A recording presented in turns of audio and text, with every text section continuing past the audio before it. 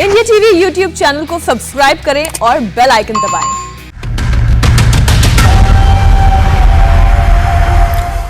आप देख रहे हैं मुकाबला। नमस्कार, मैं हूं अजय कुमार। एनआरसी के नाम पर भाईजान काम पर। जी हां, यह बात बिल्कुल स्पष्ट इसलिए दिखाई देती है क्योंकि यहां भाईजान और कोई नहीं बल्कि एमआईएम के नेता असदुद्दीन ओवैसी हैं, जो एक बार फिर एनआरसी के नाम पर जबरदस्त राजनीति करने में जुट गए हैं। यह पूरा मामला देश की सुरक्षा से जुड़ा हुआ है। आइए सबसे पहले आपको हम दिखाते हैं कि पटना हाईकोर्ट ने सीमांचल में घुसपैठ के मामले में क्या टिप्पणी की थी। और बिहार सरकार से जब यह पूछा गया था कि बिहार में डिटेंशन कैंप कितने हैं, तो हाईकोर्ट ने यह कहा था कि लोगों को जागरूक करना आवश्यक है और लोग खुद ही सरकार को आगे चलकर बताएं कि उनके आसपास के इलाके में कहीं कोई घुसपैठिया रह तो नहीं रहा है। लेकिन असदुद्दीन ओवैसी ने कोर्ट की इस टिप्पणी को एक तरह से अलग करते हुए कहा। जो उन्होंने कहा वो अपने आप पर बड़ा तकलीफ देने वाला मामला है। उन्होंने जो कहा वो हम आपको बताएंगे, लेकिन इसी कोर्ट के निर्देश पर संज्ञान लेते हुए किशनगंज के डीएम ने और सिवान के एसपी ने एक चिट्ठी जारी की है, जो कि सार्वजनिक चिट्ठी है कि आसपास इस पूरे इलाके में जहां भी कोई रह रहा है, अगर उनको यह पता चलता है कि आसपास के लोग बांग्लादेशी घुसपैठिए हो सकते हैं, तो इसकी जानकारी प्रशासन को, पुलिस थाने को दी जानी चाहिए। घुसपैठियों की पहचान पर यह हाईकोर्ट का निर्देश है, लेकिन असदुद्दीन ओवैसी को अब इसमें भी झोल दिखाई दे रहा है।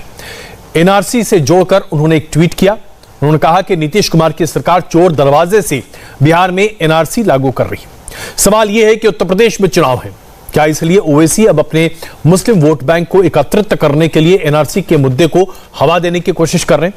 गौर करने वाली बात यह है कि बिहार में 5 विधायक एमआईएम के जीते हुए हैं और यही वो वजह है कि उस इलाके में जाकर असदुद्दीन ओवैसी इस तरह का बयान देते हैं जो मुस्लिम बहुल माना जा रहा है बिहार में। आखिर देश की सुरक्षा से जुड़े मामले पर भी क्या अब हिंदू और मुसलमान के आधार पर राजनीति होगी?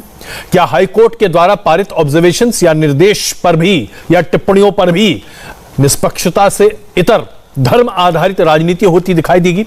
इन्हीं तमाम मुद्दों पर हम करेंगे बड़ी बहस। आप देख रहे हैं मुकाबला। क्या घुसपैठियों की पहचान करना, पीछे के दरवाजे से एनआरसी को लागू करना है? कम से कम असदुद्दीन ओवैसी तो यही मानते हैं। आइए दिखाते हैं आपको उन्होंने क्या कहा और भारतीय जनता पार्टी की तरफ से जवाब क्या है। पहले तो नीतीश कुमार सरकार को उस हाईकोर्ट को जाकर बताना चाहिए था कि जिस तरह से पेश किया जा रहा है मसला, वो मसला नहीं है।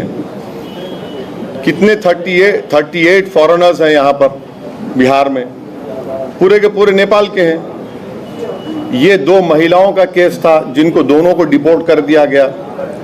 और फिर हाई कोर्ट के हम इस बात से हमको बड़ी तकलीफ हुई है कि वो सीमांचल को क्यों टारगेट कर रहे हैं। सीमांचल का नाम आ रहा है, भाई आप डिटेंशन सेंटर बना रहे हैं। हम तो उम्मीद कर रहे थे कि यहाँ की गवर्नमेंट हाई कोर्ट को जाकर क्लैरिटी के साथ बताती कि इस तरह का कोई मसला नहीं है। अच्छा, हाई कोर्ट ने कहा कि सीमांचल का बॉर्डर पोरस है, तो फिर सीवान कहां पर आ गया? बांग्लादेश का बॉर्डर सीवान को कहां लगता है? बताइए कहां लगता है वो? और ये जो बोलना कि हर किसी को ऑब्जेक्शन है तो बता दीजिए। हम ये इसलिए कह रहे हैं कि आसाम में जब आखिरी दिन था ऑब्जेक्शन दाखिल करने का, 3 लाख मुसलमानों के ऑब्जेक्शन दाखिल किए गए, जिसमें से छोटे बच्चे भी थे 10 साल 8 साल के। तो इसीलिए हम कह रहे हैं कि ये सरकार को संजीदगी के साथ इसको लेना चाहिए और हाईकोर्ट को जाकर बताना चाहिए कि ये इस तरह का मसला नहीं है। हाँ, ये जरूर है कि संघ परिवार बार बार सीमांचल के बारे में इस तरह की बात करते रहता है, जो बिल्कुल झूठ है। ओवैसी जी कह रहे हैं चोर के दाढ़ी में तिनका, इसका मतलब वो बिहार के नहीं है, हिंदुस्तान के नहीं है। इससे स्पष्ट होता है कि कहाँ के हैं, क्या विचारधारा है। ओवैसी जी के अपने घर में यहाँ के बिहार के 100 करोड़ जनता, देश का जनता में से अगर 1% जनता उनके पास चल जाए, क्या वो रख लेंगे अपने घर में? क्या अपने कौम के लोगों को क्या बसा लेंगे अपने घर में? वो सिर्फ वो वोट की राजनीति करते हैं, देश की रक्षा सुरक्षा की बात नहीं करते हैं। और आइए शुरू करते हैं मुकाबला। क्या चोर दरवाजे से एनआरसी को लागू करने की बिहार में कोशिश की जा रही है जब घुसपैठियों की पहचान हो रही है? शाजिया आलमी जी भारतीय जनता पार्टी से, वारिस पठान साहब हमारे साथ कुछ देर में जुड़ेंगे एमआईएम से, अजय आलोक जी जेडीयू से, तस्लीम रहमानी साहब एसडीपीआई से और विजय शंकर तिवारी जी वीएचपी से हमारे साथ मौजूद हैं। अजय आलोक जी, आपकी सरकार पर यह आरोप लगाया जा रहा है असदुद्दीन ओवैसी के द्वारा कि भारतीय जनता पार्टी के साथ साठगांठ कर आप चोर दरवाजे से एनआरसी ला रहे हैं, जानबूझकर सीमांचल पर निशाना साध रहे हैं और एक समुदाय विशेष के लिए यह सब कुछ किया जा रहा है। देखिए, असदुद्दीन ओवैसी साहब जैसे लोग जो हैं इस देश में जिम्मेदार हैं आतंकवाद को बढ़ावा देने के लिए, घुसपैठियों को बढ़ावा देने के लिए। ऐसे ऐसे लोग जिम्मेदार हैं कि हमारे यहाँ बनारस में ऐसे ऐसे युवा पकड़े जा रहे हैं जो कोई एमबीबीएस का स्टूडेंट है, कोई यूनिवर्सिटी का स्टूडेंट है, वो आतंकवादी गतिविधियों में पाकिस्तान से ट्रेनिंग लेके आता है। अगर इसकी कोई जिम्मेदारी है तो ऐसे ऐसे नेताओं की जिम्मेदारी है जिनका एक ही मकसद है, अपनी कौम में नफरत का जहर घोलना और अपनी कौम के युवाओं को भटकाना ताकि वो देश के विरोध काम करें। सीमांचल में घुसपैठ का मुद्दा, ओवैसी साहब वकील हैं, बैरिस्टर हैं, उनको समझना चाहिए कि पटना हाईकोर्ट की टिप्पणी थी जिसमें राज्य सरकार को बोला गया था कि आप क्या कर रहे हैं, जवाब मांगा गया था। और दूसरी बात, अवैध प्रवासी और घुसपैठियों की पहचान को अगर एनआरसी लागू करना ओवैसी साहब समझते हैं तो मुझे तो लगता है कि तस्लीम रहमानी साहब भी यही काम कर रहे हैं। अवैध प्रवासी घुसपैठियों को रोकते हैं तस्लीम जी? पूछिए इनसे, रोकते हैं कि नहीं? जामिया मिलिया में खबर करते हैं कि नहीं? पुलिस को जिम्मेदार नागरिक हैं। कोई जिम्मेदार नागरिक रहेगा अगर वो अवैध घुसपैठियों को अगर देखेगा, बांग्लादेशियों को देखेगा, उसको जानकारी में आएगी तो वो पुलिस को खबर करेगा। इसको आप एनआरसी लागू करना कहते हैं? एनआरसी कानून अभी अस्तित्व में नहीं आया, इसको आप क्या कहिएगा? ये होता है अपनी कौम में भड़काव पैदा करना, अपनी कौम में अलगाव पैदा करना, भारत से अलग करना। मुसलमान मुसलमान मुसलमान, 24 घंटे मुसलमान मुसलमान का रोना लगते हैं। अरे देश में मुसलमानों को कोई हिला सकता है? कोई डिगा सकता है? कोई डरा सकता है? 20 करोड़ की आबादी वाली कौम यहां पे अल्पसंख्यक कहलाती है। ये यही देश है। इंडोनेशिया के बाद सबसे ज्यादा आबादी मुसलमानों की हिंदुस्तान में है। 20 करोड़ की आबादी है, यहां पे अल्पसंख्यक का दर्जा मिला हुआ है और तब कहते हैं कि मुसलमानों को डराया जा रहा है। शर्म नहीं आती है? इतने बोल के भी यहां पर रह रहे हैं तब भी कहते हैं मुसलमानों को डराया जा रहा है। हद हो गई मतलब। और हम लोग उनको डिबेट कर रहे हैं। पकड़ के जेल में डाल देना चाहिए ऐसे ऐसे लोगों को। अभी थोड़ी देर में वारिस पठान साहब जुड़ेंगे, मैं उनसे इस तमाम सवालों का जवाब लूंगा जो आपने अभी उठाए हैं। रहमानी साहब, अभी अजय आलोक जी अपने दिल की बात बहुत साफ तरीके से कह रहे हैं। घुसपैठियों के ऊपर इस तरह की राजनीति और उसमें भी धर्म घुसेड़ना क्या कहीं से सही है? रहमानी साहब, ये बिल्कुल भी सही नहीं है। हम तो कहते रहे हैं, लेकिन घुसपैठियों की राजनीति, उसके लिए हमारे पास बहुत सारे कानून मौजूद हैं और हम उन पर अमल करते हैं, मुस्तकिल करते हैं। कहीं कोई घुसपैठिया दिखाई देगा जैसे अजय आलोक कह रहे तो हम जरूर बताएंगे और पुलिस के पास कानून मौजूद हैं, वो उस कानून के तहत उन पर कार्रवाई करेगी, जेल भी डालेगी, रिपोर्ट भी करेगी। या रिफ्यूजी है तो रिफ्यूजी स्टेटस देगी। बिल्कुल क्लियर कट हमारे पास प्रोविजंस मौजूद है।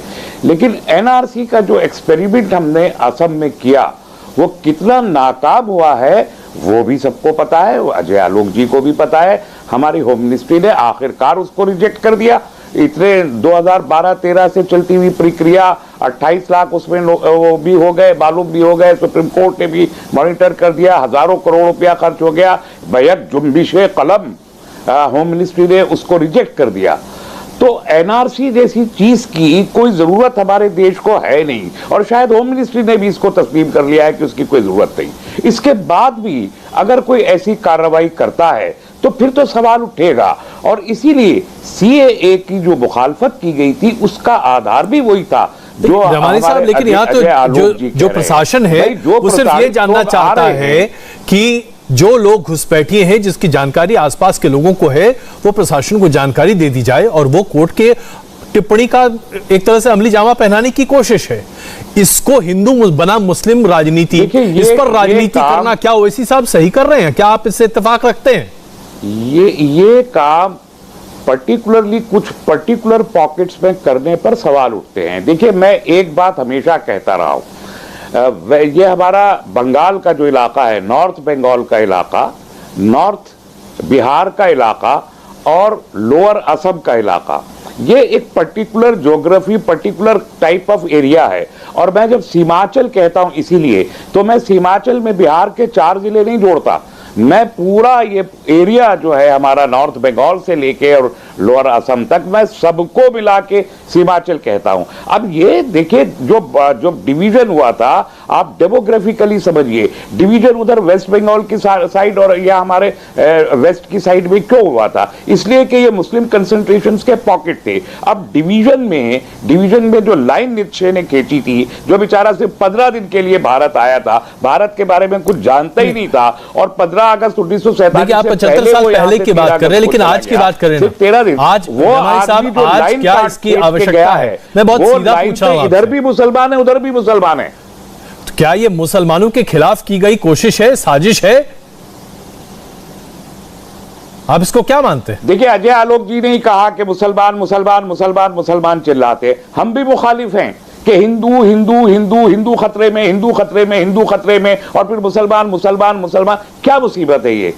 अरे देश इस वक्त खतरे में है, मुझे नहीं मालूम आप लोगों को कितना अंदाजा है, और मैं मुस्तकिल ये बात बहुत जोर से बड़े गुस्से में कह रहा हूं, देश है खतरे में, और उसमें हिंदू भी खतरे में, मुसलमान भी खतरे में, पूरा देश खतरे में। शाहजी आलमी और जी, आप हिंदू मुसलमान, शाहजी आलमी जी, देश खतरे में है, लेकिन यहाँ हिंदू मुसलमान हो रहा है, हो सकता है, और रहमानी साहब इससे बहुत दुखी हैं। शाहजी जी, देखिए, जहां तक सवाल है देश खतरे में है, तो मुझे लगता है कि उसके लिए जो कुछ करना है वो हो रहा है, और वो हमारा देश जो है हमेशा सदियों से भारत की जो सिविलाइजेशन है और सभ्यता है वो जानती है कि उसको कैसे उसको प्रोटेक्ट करना है, और हमारी जो सरजमी है उसमें अब काफी मजबूती है।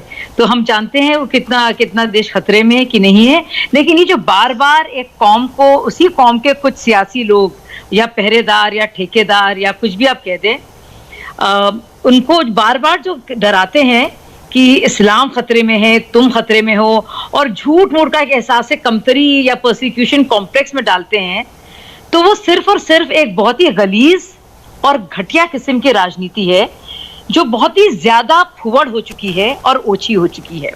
और ये वही लोग कर सकते हैं जिनके पास कुछ और कहने को या करने को नहीं है, क्योंकि सब जानते हैं कि देश का जो मुसलमान हो या हिंदू हो या जो भी जात का इंसान हो, वो क्या चाहता है।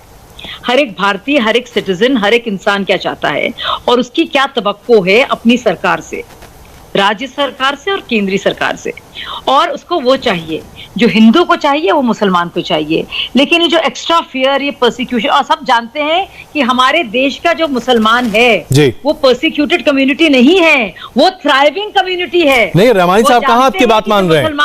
रहमानी साहब अभी तो कह रहे हैं कि ये सब ढकोसला है, वो नहीं मान रहे इस बात को। अजय जी, मुझे कहना जरूरी है। मैं बताना चाहूंगी, जो लोग ये सब बार बार मुसलमानों की बात करते रहते हैं और मुसलमानों को डराते हैं, हमारा आईन, हमारा संविधान जो है वो हमें प्रोटेक्शन दे रहा है। शाहजी जी, ना तो रहमानी साहब आपकी बात मानते हैं और ना ही अजय आलोक जी की बात मान रहे हैं। वो ये कह रहे हैं कि मुसलमानों के नाम पर आप लोग राजनीति कर रहे हैं। अफगानिस्तान में देखिए, म्यांमार में देखिए, सबसे ज्यादा समृद्ध और खुशहाल अगर मुसलमान कहीं हैं, जो थ्राइव कर रहे हैं, वो इंडिया में है।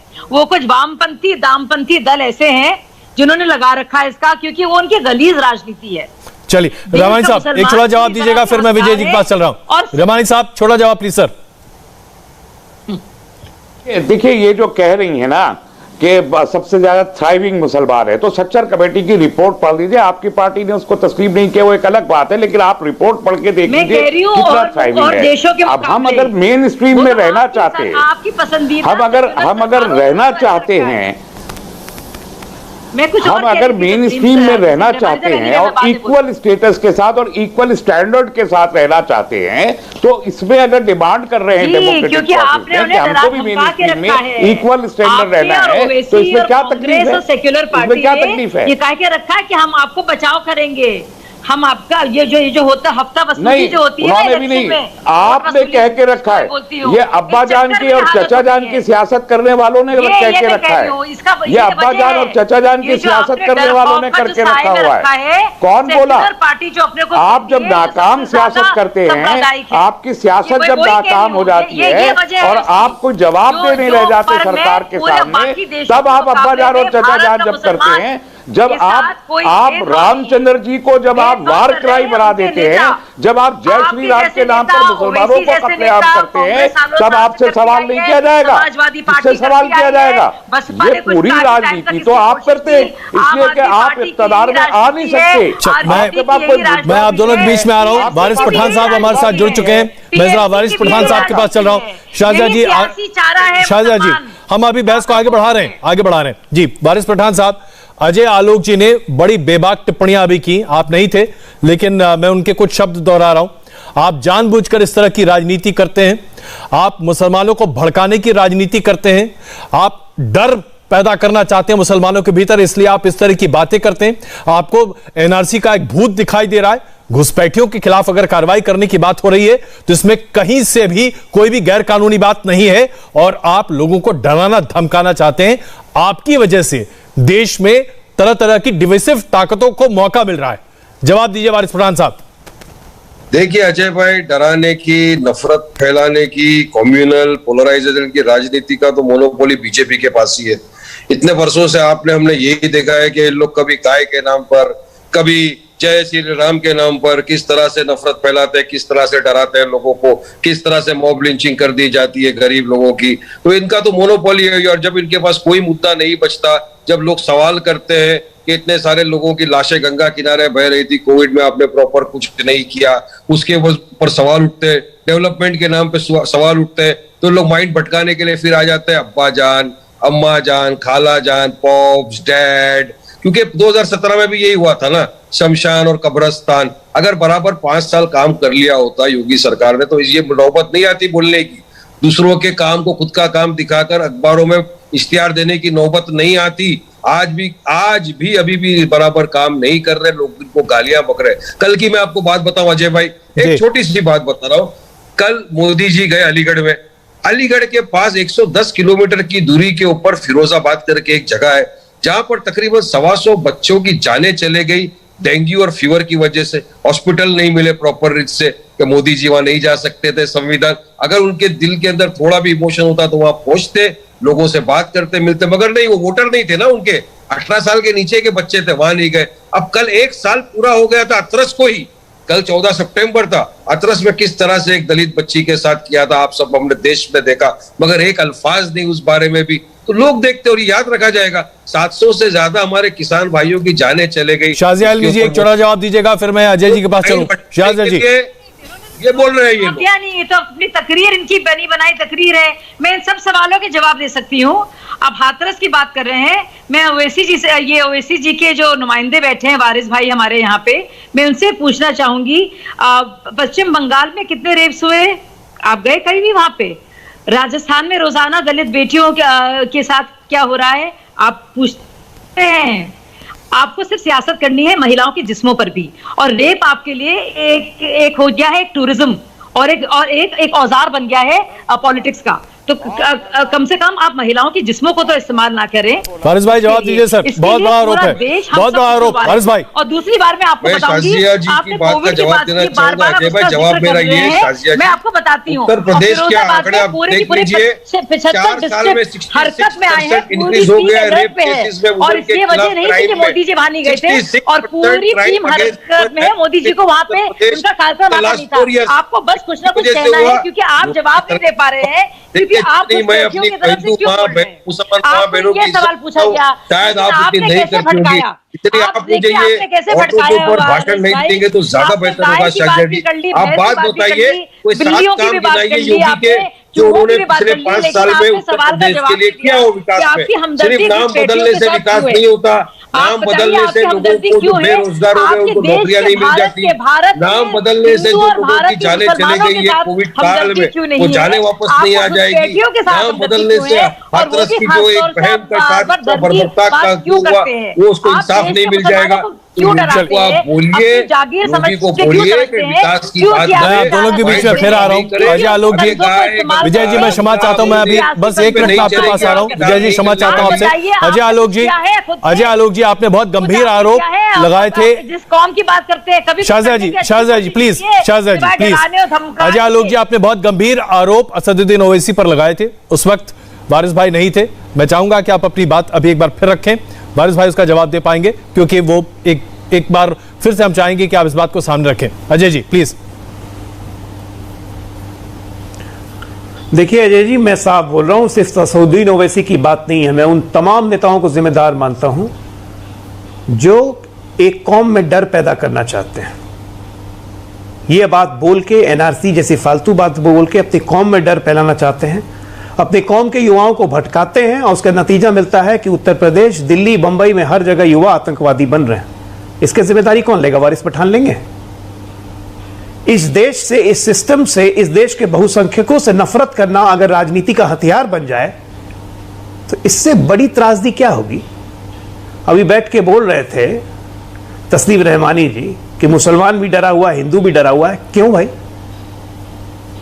भारत से अच्छा देश कौन सा मिलेगा कि 20 करोड़ की आबादी होकर मुसलमान यहां पे तब कहता है कि हम डर रहे हैं, तो फिर कहां पे सुखी रहेंगे आप? पूरे विश्व में कहीं इतनी आबादी है, अगर यहां भी डरोगे तो फिर कहां सुखी रहोगे? छाती ठोक ठोक के घूम के असदुद्दीन ओवैसी जैसे नेता घूम घूम के मुसलमान 24 घंटा करते रहते हैं कि मुसलमान डर गए, मुसलमान डर गए। अरे अपनी कॉन्स्टिट्यूएंसी हैदराबाद, 63 से वहां पे सांसद इनके परिवार से, इनके पिताजी या खुद हैं। कितनी मुसलमानों की हालत बदल दी आपने? पूरे देश के मुसलमानों का ठेका ले लिया उठा के। नफरत फैलाने के अलावा कुछ किया है आज तक? आज वही काम कर रहे हैं। सीमांचल का पता नहीं है, सीमान के एसपी ने चिट्ठी लिख दिया तो कह रहे हैं कि सीमान के क्यों हो रहा है? क्या डेमोग्राफी बदली है बिहार की, बंगाल की, पता भी है? मुस्लिम आबादी और ये बांग्लादेशियों की आबादी 20% बढ़ चुकी है बिहार में और बंगाल में। इनको वहां वोट दिखता है। समस्या ये, और जब तक ये वोट की चिंता करते रहेंगे तो मन लिख के ले लीजिए, इस देश से आतंकवाद खत्म नहीं होगा, कभी नहीं खत्म होगा।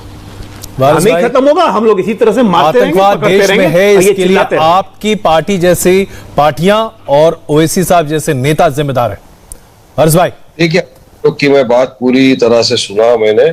अजय वलक साहब शायद भूल गए कि जब वो मोदी ने कहा था कि मैं बड़ा हिंदू हूं, राहुल गांधी ने कहा मैं जनेऊधारी हूं, जब ब्राह्मणों का सम्मेलन लगा, जब यात्रा निकली जन आशीर्वाद, तब तो आपको पोलराइजेशन नहीं दिखा। और अगर हम जाके लोगों को ये बताते हैं, पॉलिटिकल एम्पावरमेंट की हम अगर बात करते हैं और हम बताते हैं कि इतने वर्षों से जो 20% मुसलमान है यूपी का, ये तो आपकी मानसिकता है, मुख्यमंत्री बन गए मगर इनमें से कोई नहीं बना, तो क्या हम पोलराइजेशन कर रहे हैं? अरे नहीं साहब, 20% के मुसलमान जब अखिलेश को मुख्यमंत्री बनाते थे, कांग्रेस को मुख्यमंत्री बनाते थे, तो उस वक्त क्या आप क्या चचा जान चुप बैठे हुए रहते थे? किसने बोला था उस वक्त? ना, मैं तो वही बता रहा हूँ, आज ही क्यों मैं वही बता रहा हूँ, बंगाल घूम रहे, बिहार घूम रहे हैं।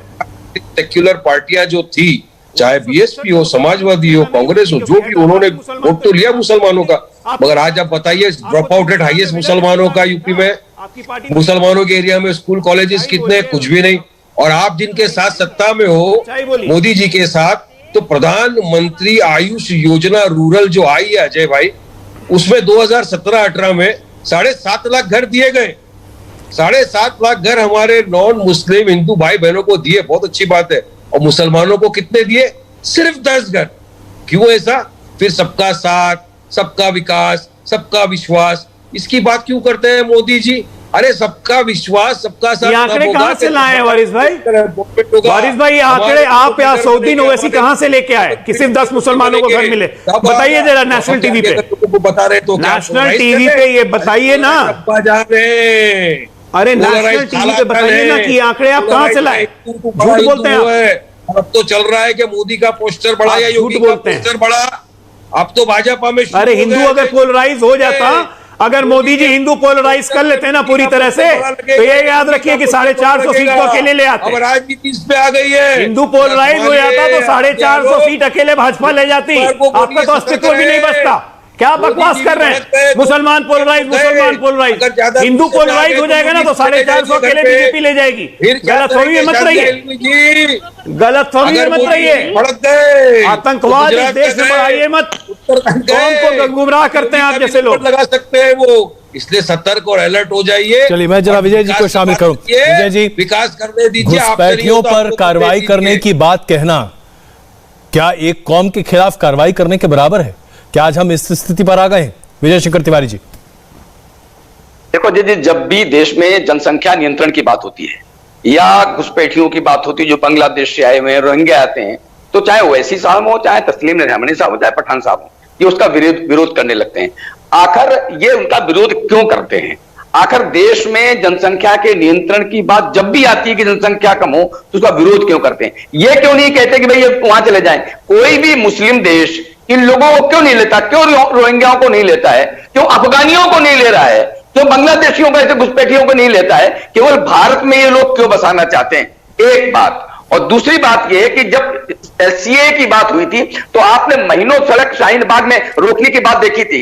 केवल इतना था कि बांग्लादेश में, अफगानिस्तान में और पाकिस्तान में जो अल्पसंख्यक सताए गए हैं उनको कोई तो जगह देगा, तो उनको भारत जगह देगा। सताने वाले ऐसे लोगों को जगह देने पर इन्होंने विरोध किया था। यानी उस समय जनसंख्या की बात कर रहे थे कि क्या होगा यहाँ के जनसंख्या का, लेकिन ये जो करोड़ों करोड़ जनसंख्या भरी हुई है उसका विरोध नहीं करते। ये एनआरसी का विरोध करते हैं, सीए का विरोध करते हैं। एक बात और अजय जी कि जहां जहां भी रोहिंग्या बसे हुए हैं, जहां जहां भी बांग्लादेशी घुसपैठिए बढ़े, वहां अपराध बढ़े हैं, वहां पर बलात्कार बढ़े हैं, वहां हत्याएं बढ़ी हैं। आप निकाल कर देख लीजिए, सारे के सारे आंकड़े सब आपको मिल जाएंगे। तो ऐसे जगह पर आकर वहां का समाज विरोध नहीं करेगा, और जब विरोध करेगा तो नफरत जो हो जाएगी। अभी हमारे पठान साहब कह रहे थे मंदिर के नाम पर नफरत फैलाते हैं, गाय के नाम पर नफरत फैलाते हैं, तो नफरत किनके मन में फैलती है? जो मंदिर से नफरत करते हैं पठान साहब, उनके मन में नफरत आती है। जो गाय के लिए नफरत करते हैं उनके मन में नफरत आती है। उनसे नफरत छोड़ दीजिए, ये तो हम कह रहे हैं। आप नफरत नहीं छोड़ेंगे, आप मंदिर के साथ नफरत करेंगे, आप गाय के साथ नफरत करेंगे, और हम उनको बचाने की बात करेंगे तो आप नफरत फैलाने की बात करेंगे। आप अभी एक बार हाथरस याद करा रहे थे, मैं कहता हूं हाथरस जाने की जरूरत नहीं, बहुत दिन हो गए, साल से ज्यादा हो गए। मैं मुंबई की बात कर रहा हूं। मुंबई में एक मुस्लिम महिला के साथ क्या हुआ है?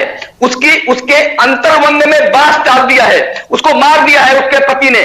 आप गए उसके पास, उसकी चिंता की आपने लोगों को जगाया? आप किसके हैं? क्या बात करते हैं? आपको हाथरस याद रहता है, ताजा ताजा मुंबई याद नहीं है।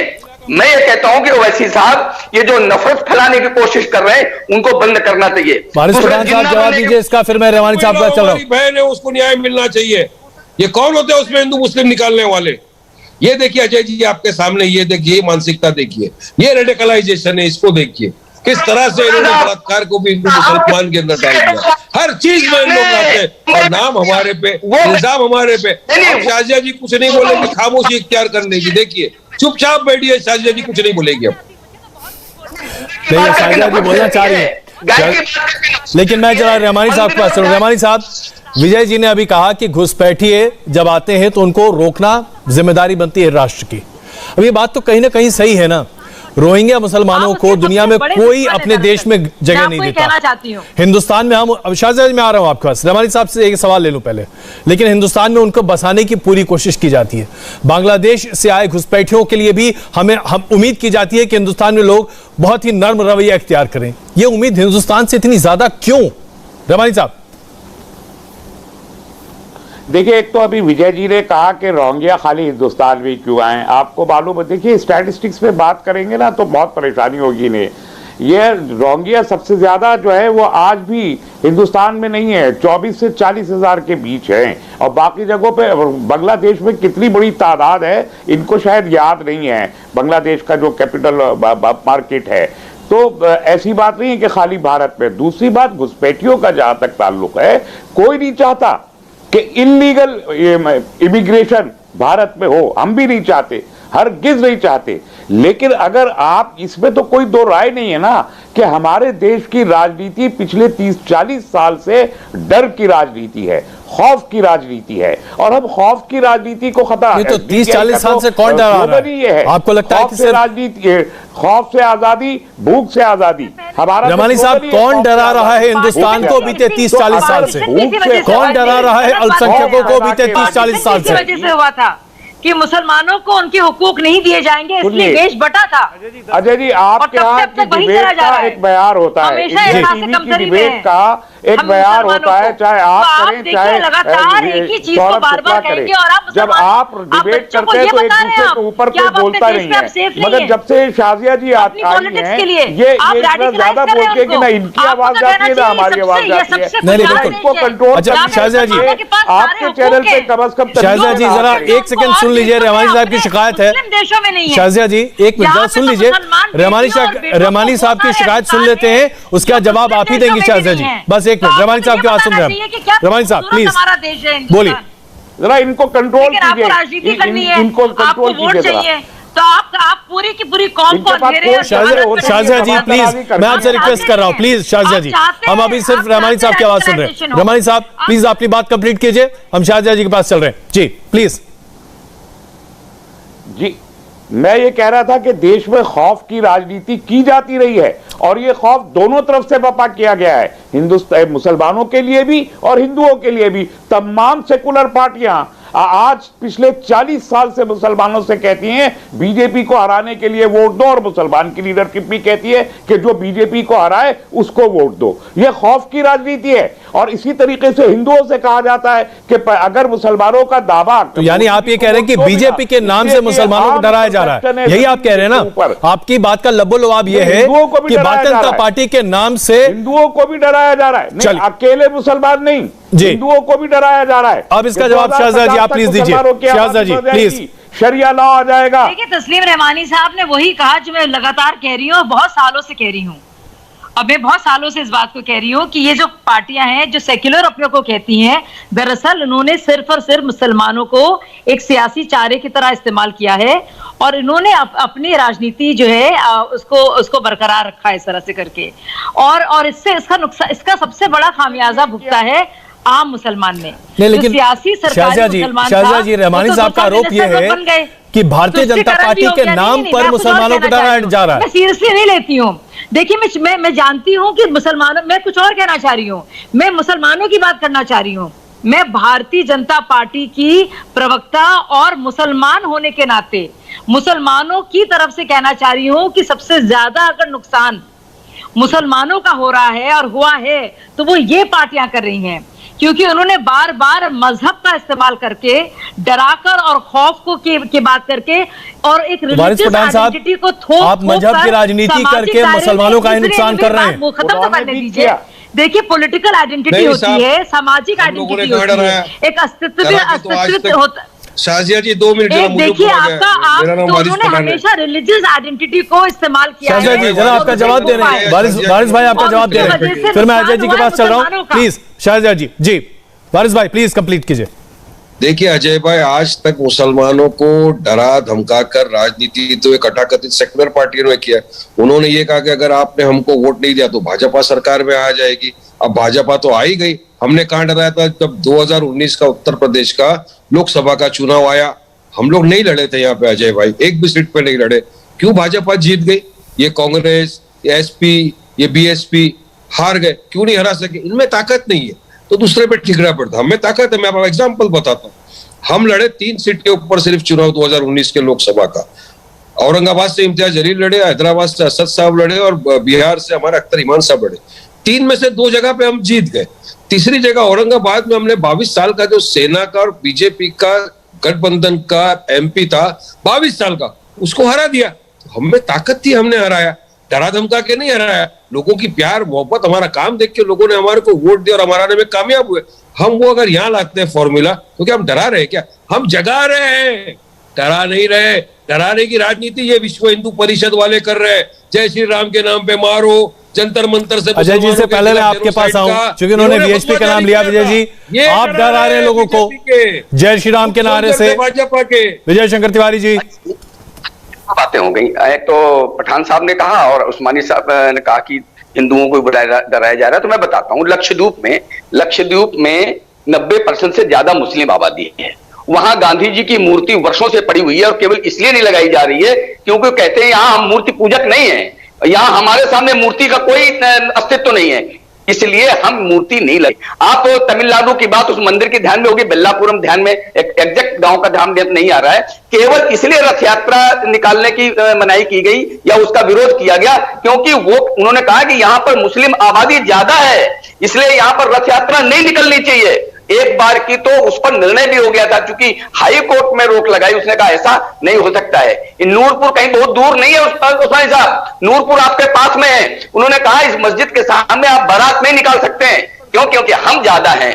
आप मेवात में जाके जो शमशान घाट हैं उनका अतिक्रमण कर लेते हैं। आप बताइए देश में एक भी कब्रिस्तान अगर हिंदुओं ने हथियाया हो, हम कहते हैं आप देखना है तो शमशान घाट हथिया लिए गए मेवात में, आप देखिए जाकर के आपको मिल जाएंगे प्रमाण। इसलिए अगर ये सारी बातें लोगों को नहीं बताएंगे तो इसको आप डराना कहते हैं क्या? अपने समाज को आपके कृत्यों के बारे में बताना ही हमारी जिम्मेवारी है, जिम्मेवारी हम कर रहे हैं और हम बताएंगे